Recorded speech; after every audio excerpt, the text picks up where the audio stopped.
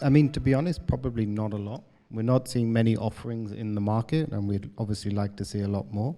I think the one which we as an organization have relied on quite heavily across the world is obviously Miga.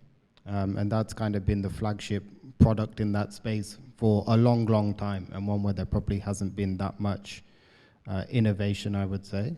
I think we've seen a couple of credit enhancements in terms of Garanco doing a couple of deals around the market, kind of wrapping some bonds and stuff. But again, these are kind of, it goes back to the same thing as blended finance, right? And we're talking about the DFIs. These are not kind of programs. These are going to be one, two, or two kind of issuances that we've seen in the market, but then kind of either they run out of capacity, they haven't joined with other people, or it just kind of, kind of filters out.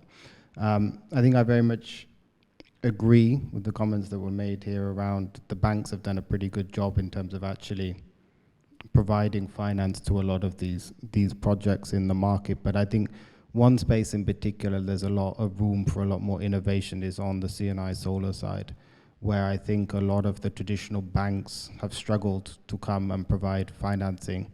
There have been some pockets, for example, in Thailand, the market's good. In Vietnam, there's been a little bit, but on the whole, the market is definitely not as deep as we would like for C&I, and that's obviously a big area of kind of transition that maybe doesn't get as much attention as some of the utility scale. But if you look at some of the numbers in terms of how many megawatts are kind of lining up for this on an aggregated basis, and then opening of Wheeling, Malaysia recently came out with a new kind of program around this and awarded some capacity. Vietnam keeps talking around the direct PPA.